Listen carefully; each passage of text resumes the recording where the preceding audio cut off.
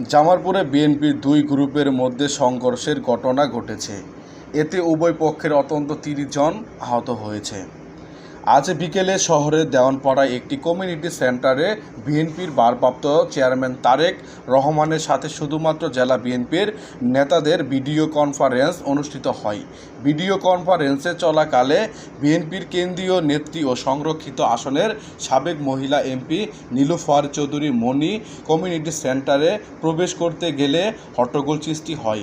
এক পর্যায়ে জেলা বিএনপির সাধারণ সম্পাদক অ্যাডভোকেট শাহ মোহাম্মদ ওয়ারেস আলী মামুনের কর্মী সমর্থকদের সাথে বিএনপি নেত্রী নীলুফার চৌধুরী মনির কর্মী সমর্থকদের মধ্যে দফায় দফায় দাওয়া ঘটনা ঘটে। এ সময় কমিউনিটি সেন্টার জেলা বিএনপির সাধারণ সম্পাদকের ব্যক্তিগত গাড়ি ভাঙচুর ও 5টি মোটরসাইকেলে অগ্নিসংযোগ করা হয়। এই ঘটনায় উভয় পক্ষের অন্তত 30 জন নেতাকর্মী আহত হয়। পরে পুলিশ ও সেনাবাহিনী পরিস্থিতি নিয়ন্ত্রণে আনে। এই ছিল জামালপুর থেকে সর্বশেষ খবর।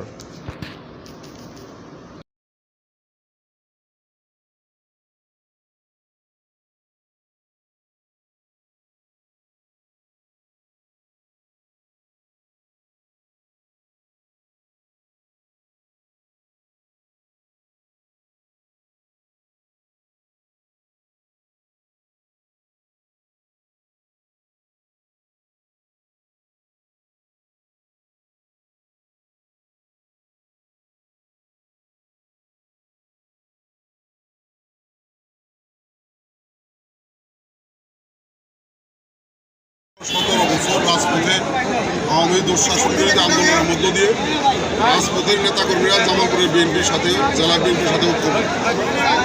আজকে আমাদের ভারপ্রাপ্ত চেয়ারম্যান মহোদয়ের সাথে ময়মনসিংহ বিভাগের বিভিন্ন জেলার বিএনপি এবং অঙ্গ সংগঠনের নেতৃবৃন্দের একটি মত বিনিময় সভা ছিল। আপনারা জানেন যে বর্তমান প্রেক্ষিতে বিএনপির নেতাকর্মীদেরকে ধৈর্যশীল সুশৃঙ্খল হওয়ার জন্য ভারপ্রাপ্ত চেয়ারম্যান এই মত বিনিময়ের মাধ্যমে নির্দেশনা দিচ্ছে। সেটির একটি প্রোগ্রাম আমাদের আজকে দেওয়ানপাড়া স্টার কমিউনিটি সেন্টারে ছিল। সেটা একটা সুনির্দিষ্ট ক্রাইটেরিয়ার মধ্যে ছিল।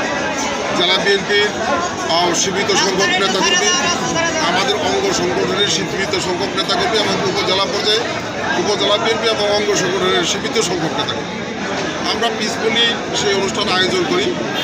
আমরা অনুষ্ঠান শুরুর একটু জাস্ট 10 মিনিট আগে আমরা দেখলাম যে আমাদের জামালপুরের বিএনপির কেন্দ্রীয় দুজন নেতা, মানে একজন নেতা একজন নেত্রী, যারা ঢাকায় অবস্থান করে, তারা 30-40 জনের একটি নেতাকর্মীর গ্রুপ নিয়ে আসলেন এবং সকলে ঢোকার চেষ্টা করলেন। সেখানে বলা হয়েছে, অনুরোধ করা হয়েছে যে এটা একটা সুনির্দিষ্ট ক্রাইটেরিয়ার মধ্যে এই অনুষ্ঠান, এখানে সবার ঢোকার সুযোগ নাই। তো আমার কাছে মনে হয়েছে যে তারা পরিকল্পিতভাবে গিয়েছিল একটি বিশৃঙ্খলা করার জন্য। তারা আমাদের অনুরোধ উপেক্ষা করে সেখানে বিশৃঙ্খলা তৈরি করে এবং একটি পর্যায়ে কমিউনিটি সেন্টার ভাঙচুর করে, কিছু গাড়ি ভাঙচুর করে পরবর্তী সময়ে সেখানে পুলিশ আসে, আমাদের নেতাকর্মীরা আসে পরিস্থিতি নিয়ন্ত্রণে।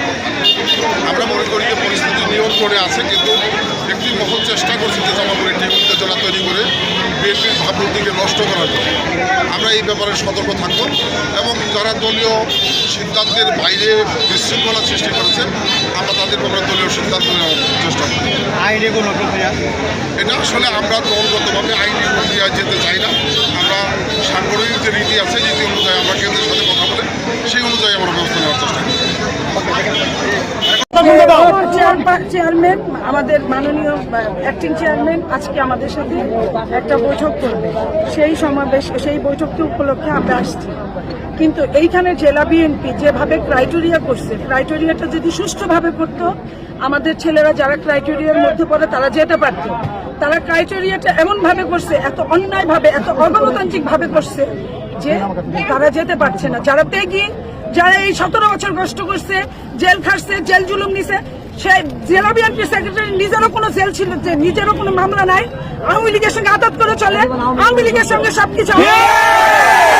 এইভাবে হতে পারে না, এইভাবে কোনো দল চলতে পারে না। সে সবকিছু দখল করবে, এইভাবে হতে পারবে না। আমাদের ছেলেদের নাম বেচা, আমাদের ছেলেদেরকে ব্যবহার করে সে অন্যায়ভাবে অর্থের পাহাড় করবে। এটা অতীতেও হয় নাই, বর্তমানেও হয় নাই, ভবিষ্যতেও হবে না।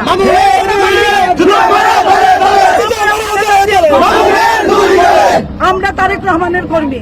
আমরা মনে করি এই দেশটা সবার, এটা গণতান্ত্রিক একটা দেশ, এখানে প্রত্যেকের অধিকার আছে। যারা এতদিন খেটে, যারা নিজের কষ্ট করেছে, তাদের আজকে ঢুকতে দেয় না। সে যে ক্রাইটেরিয়া সৃষ্টি করছে, এটা জঘন্যতর ক্রাইটেরিয়া। এই ক্রাইটেরিয়া হতে পারে না। এই ঘটনায় আপনি সাংগঠনিকভাবে তার কি বিচার চাচ্ছেন? আমি সাংগঠনিকভাবে, সংগঠনই বুঝবে, সংগঠন বুঝবে কিভাবে তার বিচার করতে হয়। এই 17 বছর যাবৎ সে টর্চার করছে জামালপুরের বিএনপিকে, জামালপুরের জেলা বিএনপিকে এক দণ্ড শান্তিতে থাকতে দেয় নাই। যারা পুরানো বিএনপি তাদেরকে এক দণ্ড সে শান্তিতে থাকতে দেয় নাই। প্রত্যেকটা সিনিয়রকে সে অপমান করছে, অপমানে জর্জরিত করছে, প্রত্যেকটা জুনিয়রকে সে ব্যবহার করছে। এইভাবে হতে পারে না, এইভাবে একটা দেশ চলতে পারে না। যেটা শেখ হাসিনার পতন বাংলাদেশের মানুষ বুঝিয়ে দিয়েছে যে কোনো অন্যায়ের ঠাঁই নাই। অন্যায় শেখ হাসিনার যেহেতু অন্যায়ের ঠাঁই নাই, অতএব যে যত বড় কিছুই হোক না কেন গুনার সময় কারণে। আপনারা জানেন যে একটা অনাকাঙ্ক্ষিত পরিস্থিতির উদ্ভব হয়েছিল। সেক্ষেত্রে আমরা পুলিশ তাৎক্ষণিকভাবে ঘটনাস্থলে আসি, পরিস্থিতি আমরা নিয়ন্ত্রণে এনেছি। আমরা কোনো পক্ষের অভিযোগ পাইনি। আমরা অভিযোগ পেলে সেই অনুযায়ী আইনগত ব্যবস্থা গ্রহণ করব। সংশ্লিষ্ট পক্ষের কাছে শুনে কে কী ধরনের অপরাধের সাথে সম্পৃক্ত, কী ধরনের অপরাধ সংগঠিত হয়েছে সেগুলো জেনে আমরা আইনগত ব্যবস্থা গ্রহণ করব। ধন্যবাদ। আহত ক্ষয়ক্ষতির ব্যাপারে কিছু বলতে পারেন? আমরা এখনও কারো কাছ থেকে অভিযোগ পাইনি। অভিযোগ পেলে আমরা বুঝতে পারবো কতটুকু আহত হয়েছে, কী ধরনের ক্ষতি সাধিত হয়েছে সেটা আমরা বুঝতে পারবো।